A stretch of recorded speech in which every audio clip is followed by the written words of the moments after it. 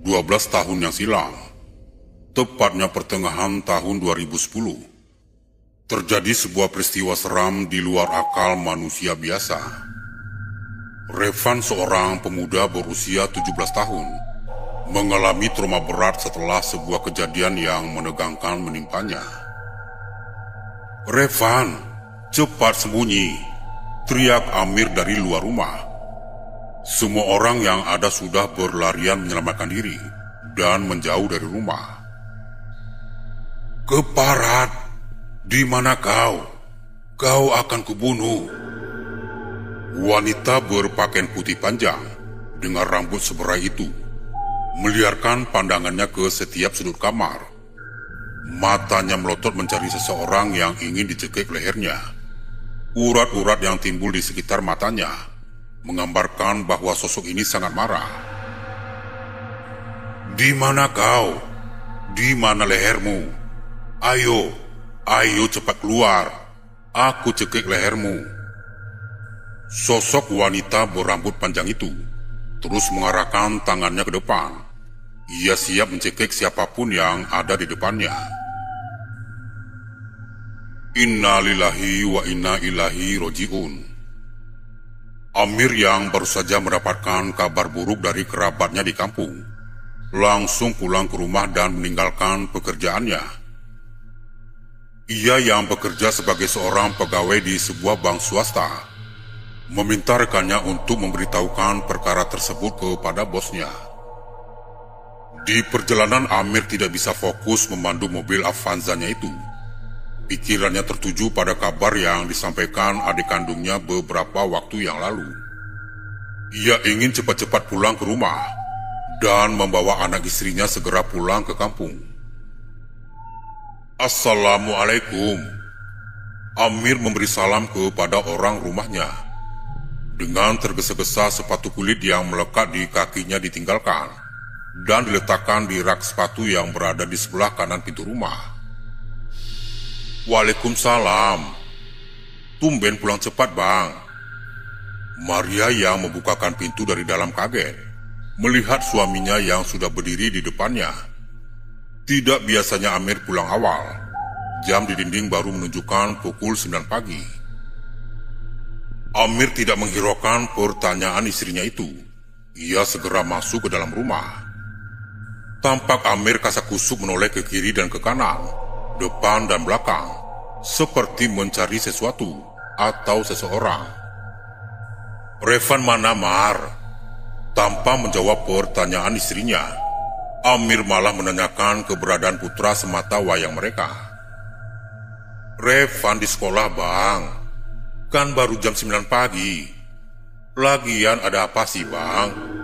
Kok sepertinya gelisah begitu?" Maria yang geram melihat Amir menghiraukannya dari tadi kembali melontarkan pertanyaan. "Abang dapat telepon dari kampung. Kak Ninik meninggal dunia pukul 8 tadi. Makanya sekarang kita harus bergegas pulang ke kampung. Jasadnya akan dikuburkan hari ini juga." Akhirnya Amir mengatakan kabar buruk yang diterimanya tadi pagi kepada istrinya.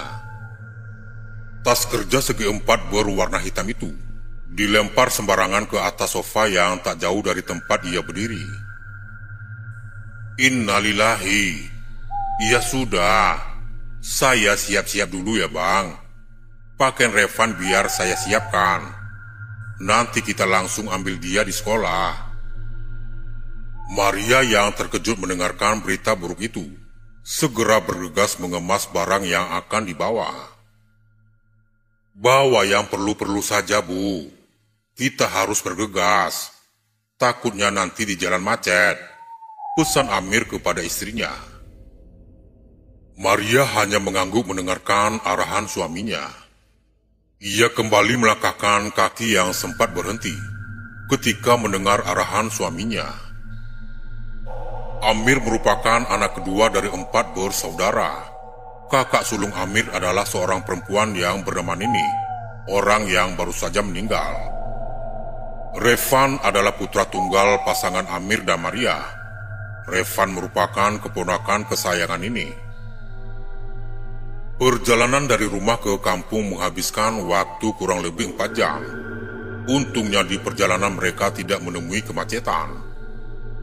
Revan yang baru saja mendapat kabar kematian bibi kesayangannya itu memilih diam setelah melihat raut wajah ayah dan ibunya yang nampak gelisah.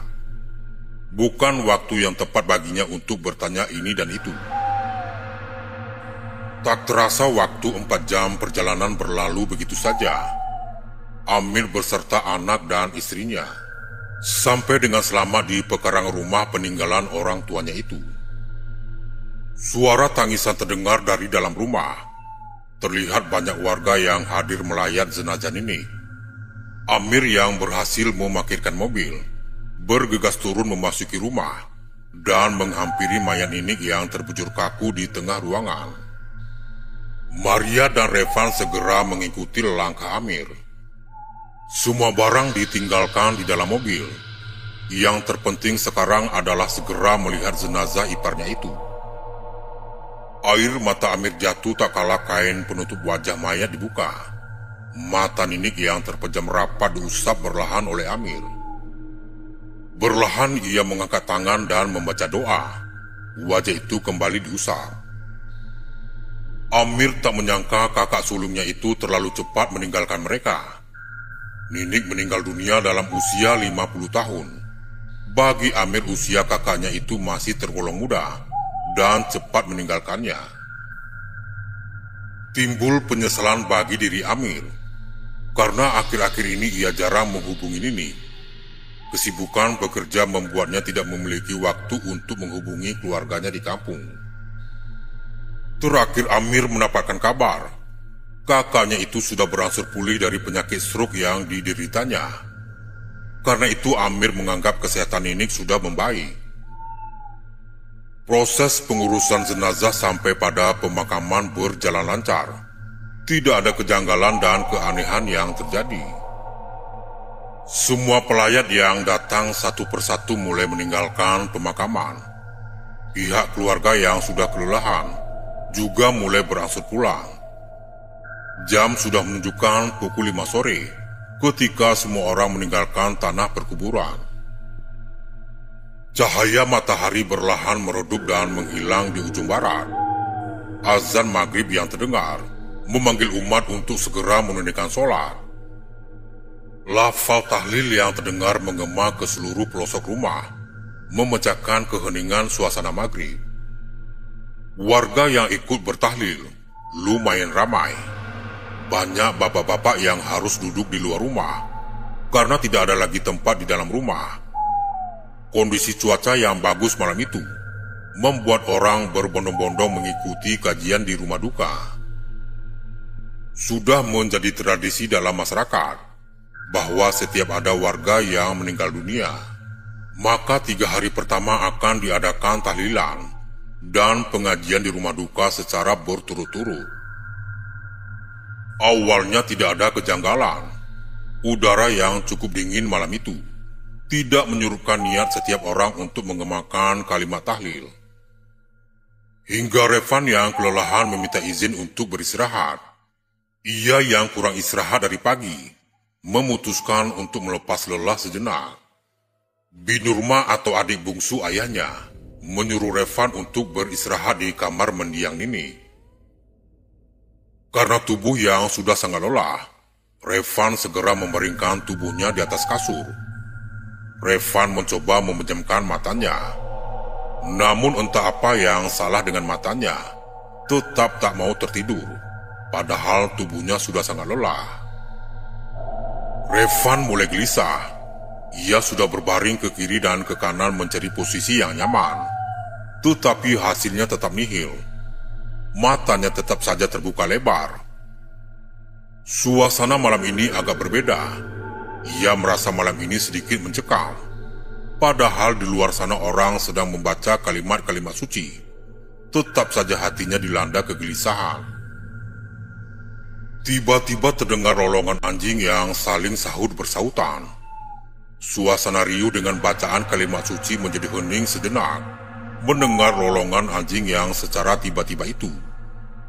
Suasana yang dirasakan mulai mencekam. Sungguh pun demikian, orang-orang tetap melanjutkan lantunan kalimat-kalimat suci. Astagfirullah, lihat itu! Teriakan dari seorang jemaah yang mendapat tempat duduk di bagian luar rumah mengejutkan semua orang. Semua mata tertuju pada sesuatu yang sedang ditunjuk oleh pemuda tadi. Di puncak bukit yang berada tepat di belakang rumah duka, nampak sesuatu yang sedang bergerak.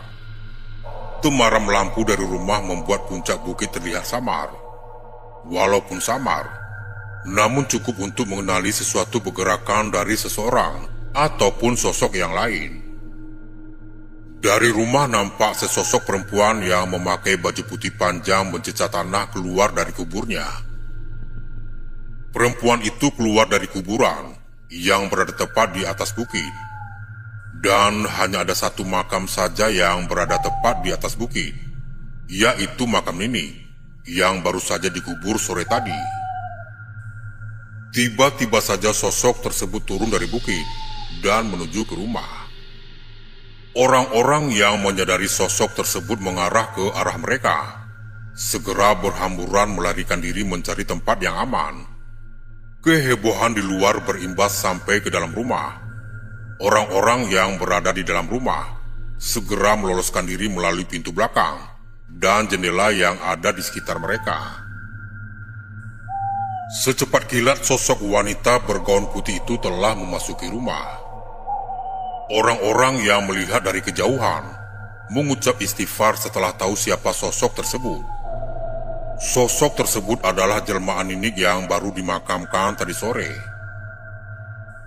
Wajahnya tidak berubah, hanya saja kali ini lebih pucat. Rambut panjang yang serabai dibiarkan tergerai.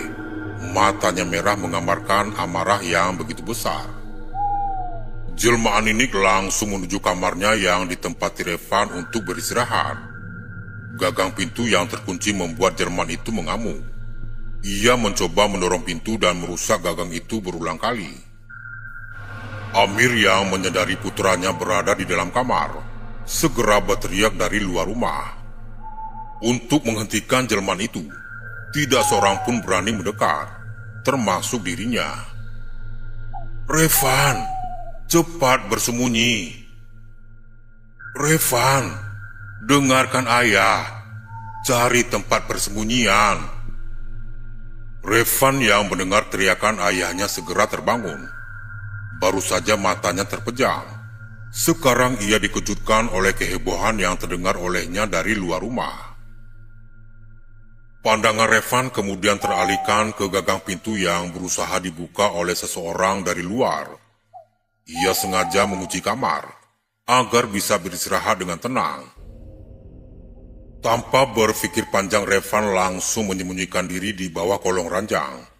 Ia tidak tahu apa yang terjadi. Yang pasti ini sesuatu yang berbahaya. Tak lama setelah Revan masuk ke bawah kolong ranjang, pintu kamar terbuka. Jelmaan Ninik berlari memasuki kamar. Keparat, kurang ajar, di mana kau? Berani sekali kau menepati kasurku. Kubunuh kau, kau akan kubunuh. Di mana kau? Sosok wanita berambut serabai dengan wajah pucat itu melemparkan pandangannya ke setiap sudut ruangan. Mata merahnya meliar mencari-cari seseorang yang telah menghuni kamarnya. Revan yang mengenali suara itu terkejut dan ketakutan. Itu adalah suara bibi kesayangannya, Binini, yang sudah meninggal dunia. Kaki yang tertutup gaun putih panjang diperhatikan Revan dari bawah kolong tempat tidur. Kaki itu mondar-mandir ke setiap sudut ruangan. Sosok tersebut tak berhenti melontarkan ancaman-ancaman yang membuat bulu roma Revan berdiri. Seluruh tubuhnya bergetar ketakutan mendengar ancaman dari sosok tersebut. Ia menutup mulut agar tidak mengeluarkan sembarangan bunyi. Ia sangat ketakutan. Ia tak berani membuka mata. Matanya dipejam rapat-rapat, berharap itu hanyalah mimpi buruk. Di mana kau? Aku ingin membunuhmu. Tangan pucat dengan kuku yang mulai panjang itu diangkat sebatas bahu, siap mencekik siapapun yang muncul di hadapannya. Sementara ketegangan terjadi di dalam rumah, orang yang berada di luar rumah sibuk membaca ayat-ayat suci pengusir setan. Amir yang panik memikirkan kondisi anaknya tidak bisa berbuat banyak. Ia hanya bisa berdoa supaya Tuhan selalu melindungi anak lelaki satu-satunya itu. 1 jam lamanya jelmaan Ninik mengitari kamar untuk mencari seseorang yang berani tidur di ranjangnya. Tak kunjung menemukan orang yang dicarinya. Akhirnya jelmaan itu keluar dari kamar dan berjalan kembali ke arah bukit. Amir yang melihat jelmaan kakaknya itu keluar dari rumah merasa sedikit lega. Orang-orang hanya memperhatikan dari jauh kemana sosok tersebut kembali. Mereka tidak berani mendekat karena masih waspada dengan sosok putih yang mengerikan itu. Ternyata jelmaan putih itu kembali naik ke atas bukit. Ia menggali kuburan tempat ia keluar dengan kedua tangannya. Kemudian ia masuk dan menimbun kembali dengan tanah merah yang berserakan di sekitar. Setelah tidak ada pergerakan yang mencurigakan, orang-orang kembali berkumpul di rumah duka. Amir dan Maria segera berlari mendapatkan anak lelaki mereka. Revan ditemukan di bawah kolong ranjang dalam keadaan pingsan. Revan yang tak kunjung sadar dibacakan ayat-ayat suci oleh ustadz yang dipanggil setelah kejadian yang mengerikan itu. Akhirnya Revan sadar dari pingsannya. Tergambar jelas ketakutan yang amat sangat dari matanya. Akibat peristiwa tersebut, Revan mengalami demam panas selama seminggu. Untungnya minggu kedua keadaannya semakin membaik. Kejadian itu menjadi trauma besar bagi Revan. Ia yang dulunya seorang yang pemberani, sekarang menjadi penakut. Ia berharap cukup sekali itu kejadian seram yang dialaminya. Ia tidak mau lagi mengalami peristiwa yang serupa. Sejak peristiwa tersebut, Revan tidak mau lagi pulang ke kampung ayahnya itu. Ia lebih memilih tidur dengan teman-temannya di rumah, ketimbang ikut dengan orang tuanya pulang ke kampung. Revan hanya mau ikut ketika hari raya saja. Itu pun dia enggan bermalam di rumah. Ia lebih memilih bermalam di rumah sepupunya yang ada di kampung. Peristiwa mencekam itu menjadi buah bibir di kalangan masyarakat. Berita yang disampaikan dari mulut ke mulut oleh masyarakat menjadi simpang siur. Ada yang mengatakan Ninik bangkit dari kuburnya karena dosa semasa hidup yang sangat mencintai barang duniawinya. Ia tidak mau memberi kesempatan orang yang hidup untuk menyentuh miliknya. Ada juga kabar yang beredar bahwa makhluk tersebut adalah jelmaan pendamping Ninik. Mereka percaya Ninik semasa hidupnya memiliki akuan atau pendamping. Akuannya mengamuk karena Revan menyentuh barang milik tuannya. Ada pula yang mengatakan bahwa sosok tersebut adalah jelmaan jin yang mencoba mengganggu acara pengajian malam itu. Sulit dipercaya seseorang yang sudah meninggal dunia bisa bangkit lagi. Jelmaan jin yang menyerupai si mati biasanya tidak akan bisa menyakiti orang yang masih hidup. Tetapi semua tergantung kuasa Allah. Jika Allah berkehendak, apapun bisa terjadi. Sangat sulit bagi kita untuk mempercayai cerita tersebut. Tapi itulah yang terjadi, nyata adanya. Assalamualaikum warahmatullahi wabarakatuh.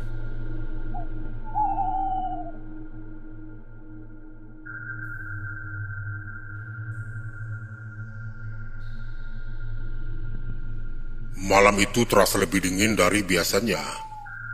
Hujan rintik-rintik turun dengan malas, mengguyur permukaan jalanan yang basah. Jalanan kota semakin sepi, hampir seperti kota mati yang ditinggalkan penghuninya. Tiap tetes hujan yang jatuh membawa kesunyian yang menusuk. Pohon-pohon di tepi jalan bergoyang pelan, ditiup angin yang dinginnya seperti menusuk tulang. Hawa malam itu membuatku menggigil, meskipun aku duduk di dalam taksi dengan jaket tebal. Aku Pak Busri, seorang supir taksi yang telah mengemudi selama hampir 30 tahun. Menjalani malam seperti ini sudah menjadi rutinitas bagiku. Tak banyak kendaraan yang lalu lalang di malam hari. Hanya aku dan suara mesin mobil yang bergaung di tengah kesunyian. Malam hari adalah saat yang kusukai, tenang, tanpa hiruk-pikuk kota yang bising. Penumpang yang kutemui biasanya hanya duduk diam, tenggelam dalam pikiran mereka masing-masing, tanpa banyak bicara. Namun malam ini berbeda. Ada sesuatu yang tak kasat mata yang menggantung di udara, seolah-olah malam itu sendiri menyembunyikan rahasia kelam. Jam di dashboard taksiku menunjukkan pukul 2 pagi, ketika aku memutuskan untuk berhenti sejenak di tepi jalan. Biasanya tak ada orang yang berkeliaran di jam segini, tapi entah mengapa instingku berkata untuk menunggu sedikit lebih lama. Aku duduk diam, memandangi tetes hujan yang menghantam kaca depan.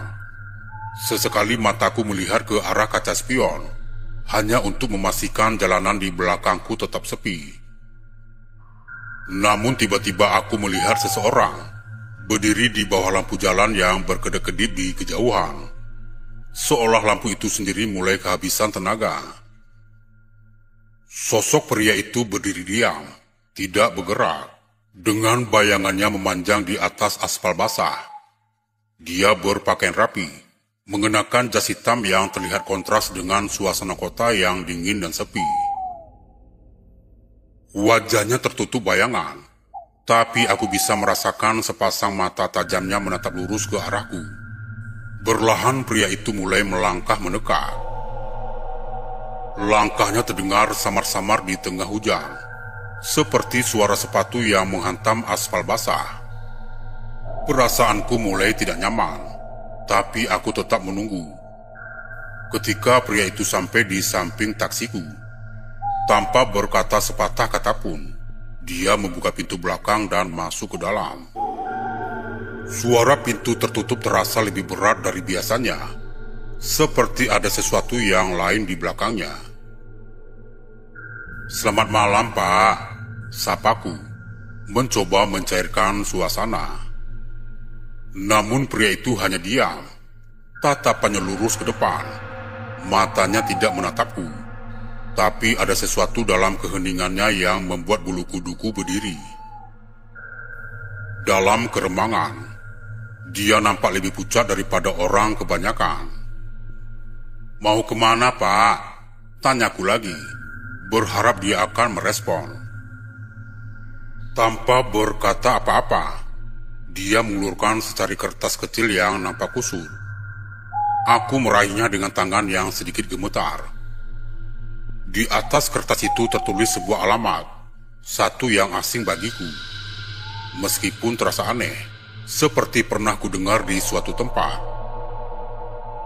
Rasa penasaran mulai menggerogoti pikiranku, tapi aku tetap menjalankan tugasku. Tanpa banyak bicara lagi, aku menyalakan mesin dan mulai mengemudi. Jalanan yang kutempuh terasa semakin aneh, semakin sunyi. Lampu-lampu jalanan yang biasanya berderet terang mulai berkurang jumlahnya. Satu persatu mereka padam, seperti enggan menemani perjalanan kami. Di dalam taksi hanya ada suara deru mesin yang terdengar, beradu dengan detak jantungku yang mulai tidak beraturan. Penumpangku masih diam 1000 bahasa, hanya duduk membeku, seakan-akan dia adalah patung yang kebetulan ada di sana. Perasaan aneh mulai merayap dalam diriku. Bayangannya di kaca spion terlihat tidak bergerak, seakan-akan dia tidak bernafas. Aku mencuri pandang berkali-kali melalui spion, berharap bisa melihat wajahnya lebih jelas. Tapi dia terus menunduk, membiarkan bayangannya menyelimuti sebagian besar wajahnya. Ada perasaan yang aneh tentang pria ini, dan semakin lama aku bersamanya, semakin besar rasa takut yang menjalar di tubuhku. Perjalanan malam itu terasa seperti melintasi dimensi yang lain. Jalanan yang dulu ku hafal kini terasa asing, seolah kami sedang bergerak ke tempat yang tidak ada di dalam peta. Pohon-pohon di pinggir jalan nampak lebih tinggi, lebih gelap, dan lebih menakutkan. Angin yang berhembus melalui celah-celah jendela mengeluarkan suara yang menyeramkan. Hatiku berkata untuk berhenti, untuk memutar balik, tapi ada sesuatu dalam diriku yang menahan. Ketika akhirnya aku sampai di alamat yang tertulis di kertas, aku menghentikan mobil dengan canggung. Alamat itu mengarahkan kami ke sebuah kuburan tua yang sudah lama ditinggalkan. Batu-batu nisan nampak usang dan berlumut, menyatu dengan tanah yang basah oleh hujan. Udara di sekitar terasa lebih dingin dari sebelumnya, dan bau tanah basah bercampur dengan aroma bunga yang layu menyambutku dengan tidak ramah. Penerangan di sekitar kuburan itu hampir tidak ada. Hanya samar-samar terlihat oleh lampu depan taksiku yang menyinari bagian kecil dari area tersebut. Apa yang sebenarnya terjadi?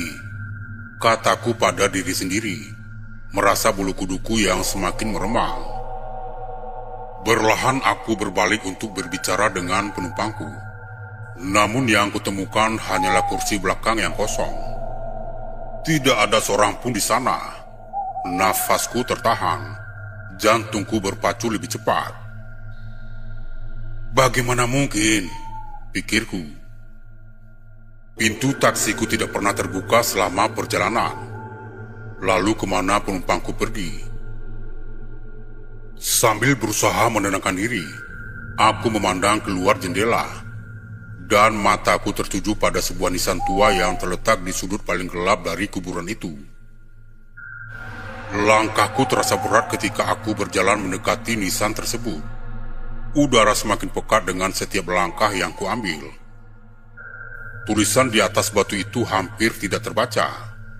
Tapi ketika aku memicingkan mata untuk melihat lebih jelas, tubuhku membeku.